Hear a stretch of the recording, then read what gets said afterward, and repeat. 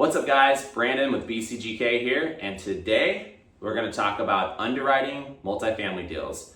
So first of all, one of the most important things you can do in multifamily real estate is get to a point where you understand how to do napkin math. And that basically means taking a marker, a whiteboard, a pen, a pencil, a piece of paper in your car, in your office, wherever, and being able to do some very quick math based on a few pieces of information and know exactly what you should pay for that apartment building and how much profit you can make down the road. So the first thing we want to look at is the rents. In this business, it's all about the rents. It's also about the expenses, but it starts with the rents. So I'm going to give you a real life example here. Let's say that we're buying a 20 unit property. And let's say that on average, right now, each unit rents for $1,500 a month. Maybe it's in a nice little middle class area of California. I know depending on where you are, rents might be $4,000. Maybe in some places in the country, $1,500 seems like it's not possible, but where we buy, it is. So let's say you're looking at $1,500 a month. That would be, well, let's see, that's $30,000 a month. So $30,000 a month, or $360,000 a year. That's what this property brings in top line, right? That's the gross operating income, or the gross scheduled income is what we say in multifamily. So you have a property that brings in $360,000 a year. Now, typical operating expenses for multifamily are about 35 to 40%. If you want to be more conservative, you can take 40% off. If you want to be a little more aggressive, you can underwrite it with a 35% expense ratio. Now, by the way, if you're in some other state, I'm here in California, 35, 40% would be more than reasonable. Our property taxes are lower. They're usually 1.1, 1.2%. If you're somewhere like Florida or Texas where property taxes might be higher, then maybe you're going to underwrite the deal with 45% expenses, maybe even 50% expenses. But for the sake of this example, we're going to call the expenses 35%. So what we're going to do is we're going to take that 360 number. I'm going to get out my handy dandy calculator here, and we're going to figure out what the expense number is based on 35%. So that comes out to be $126,000 a year. So you're going to do minus $126,000 a year. So now we're going to take our gross scheduled income of $360,000, and we're going to subtract $126,000, and that's going to bring us up to $234,000 in what we call net operating income. So 234. I don't know if you guys can see this. I'm writing low on the whiteboard, but it's $234,000. Now, what we want to do is we want to take that net operating income, and we're going to divide it backwards into what we call a cap rate or a capitalization rate. If you don't know what that is, Google it, ChatGPT it. We can talk about that more on another video here, but the short answer is it's effectively the return you would make if you paid cash for a property. So in 2025, for properties that are, let's say, larger-ish, so 20 unit, 50 unit, 100 unit, if it's in a decent area, especially here in California, you're probably looking at a 5.5 to a 6. We can even just say a 6 cap to be safe. Now, when interest rates were low a couple years ago, a lot of these larger properties were trading for 4.75, 5 cap, 5.1 cap. That still happens maybe if you're by the beach, but I would say most of what we're seeing, at least here in California right now, with the high interest rates, cap rates are probably closer to 6%. So if you take a 6% cap rate, what that means is we're going to take our $234,000 net operating income, right? Because we took the gross number, took off the expenses, and we got to 234. 234 is what it's making net. We're going to take that number and we're going to divide it by a 0.06 or a 6 cap. So divide by 0.06. That tells you that you should pay $3.9 million, or let's put it this way, you should not pay any more than $3.9 million for that property. Okay? So if you got a seller that's asking $5 million, $6 million, $7 million, you know it's probably not anything you should spend any more time on. If you have a seller that's around 4 million, 4.2 million, or even better, say it's 3.5 million, it's 3.2 million. Now you know you're in the money on this thing, right? So first thing you do, take the rents, get an annual number, subtract out that 35% expense ratio, get down to your NOI, and I would divide that by 0.06. You can divide it by any other cap rate that you want, but a 0.06 is going to be safe for a larger commercial multifamily property in 2025 in California. So now we figured out, okay, we can pay 3.9 million for this property. Now, what we want to figure out is, okay, what is the upside? Or most importantly, how much money can we make profit-wise if we buy this property for 3.9 million? So how do we figure that out? Well, I'll tell you how we figure that out. It goes back to an earlier statement that I made. This is all about the rents. It's all about the income. So when you buy a multifamily property, again, you're buying a piece of business income, right? You're buying a piece of property, but it's all about the income that it produces or the revenue. And so your whole job as an operator or as somebody that's purchasing a multifamily property is to increase that income.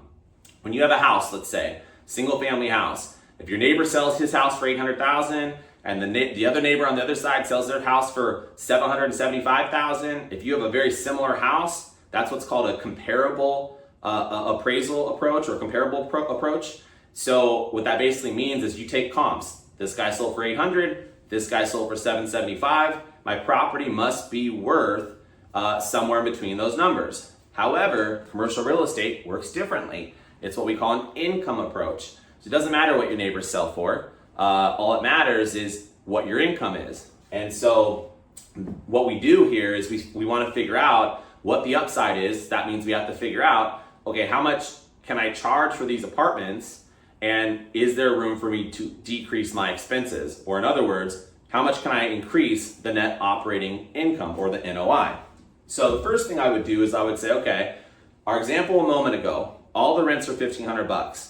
So I'd get online, I'd go to rentometer.com, I'd go to Craigslist, apartments.com, Zillow Rentals, realtor.com, Redfin I think has some rentals, but I'd get online and figure out, okay, what should these apartments in this location rent for? Now it's a little subjective because maybe the apartments are really old and tired, and so you might ask yourself two questions. What should they rent for now? And what could they rent for if I really fix them up? So those are kind of two slightly different scenarios, but for the purpose of this video, I'm going to keep it brief and I'm going to say, okay, what should the rents be? Let's just assume that the rents are in decent condition, but for whatever reason, the landlord has been very complacent as far as over the years, not increasing the rents. So instead of $1,500 a month, let's assume that the rents should be $2,200 a month. That's a $700 a month bump. I'll tell you, the properties that we buy, a lot of times we're seeing properties that you can raise the rents anywhere between $200-300 on the low side to, in some cases, $1,000 a month. And that's pretty consistent right now as far as what we are seeing in today's day and age, in today's time, I should say, 2025. As far as landlords that have gotten a little complacent, they're probably behind the eight ball a little bit to that degree. $500, $600, $700, $800 a month. So anyway, let's say that we can take the rents from $1,500 up to $2,200. Like I said, right, there's a $700 a month bump. So what we want to do is we want to take now $2,200 a month, and we want to multiply that by the 20 units we have. So that comes out to be $44,000 a month. Or that equals, let's see, I think it's $460 a year. Let's do the math on it though. $44,000 a month times 12, $528,000. I was off a little. Okay, $528,000 a year. So now, when we take that 528 and we take off the 35% expenses, which are $184,000, excuse me, $184,000.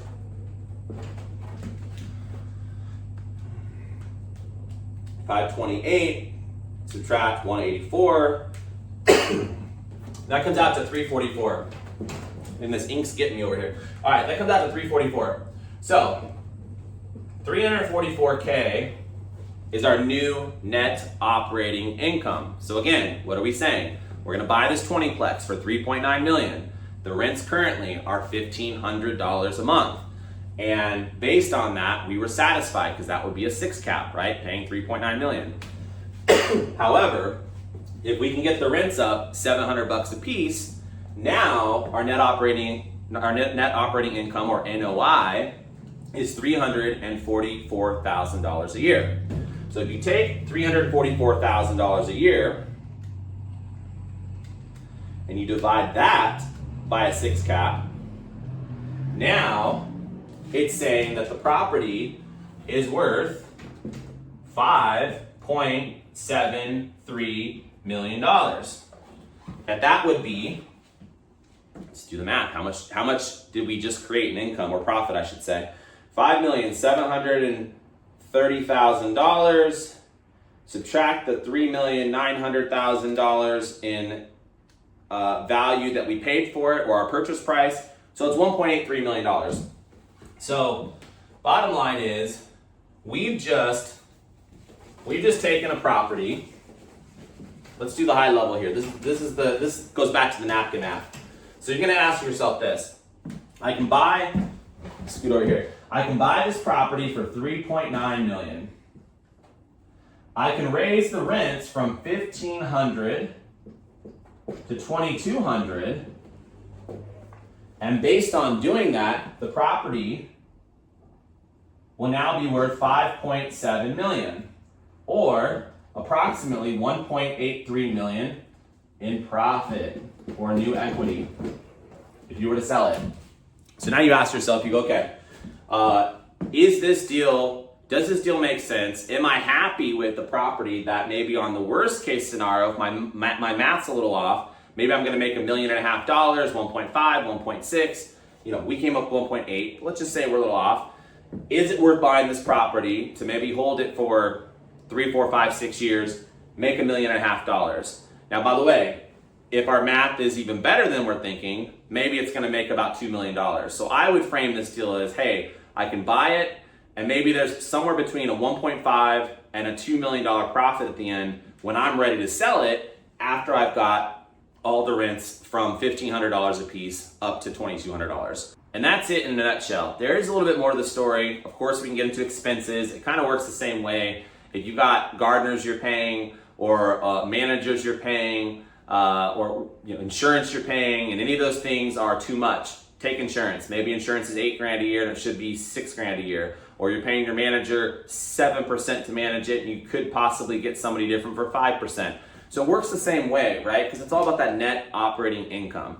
For the purpose of this example, I focused on the rents, but at the end of the day, reducing expenses and increasing rents has a direct impact on the NOI, or the net operating income, and that's how you can quickly figure out what this thing will be worth and how much profit you can really make if you take on the property, if you decide to purchase it. So anyway, hopefully you found this helpful, and I would say get out there, study your markets, know your rents, and most importantly, make sure you can do napkin math, because if you can sit down at Starbucks and quickly do the exercise I just did, you can look at any deal and know if it's even worth any amount of your time, if you should get involved in it, make an offer, go see it, or if it's something that's trash and you shouldn't spend any time on it. So that is how to underwrite a deal using quick napkin math, and I hope you enjoyed the video. Don't forget to like, follow, and subscribe to our channel.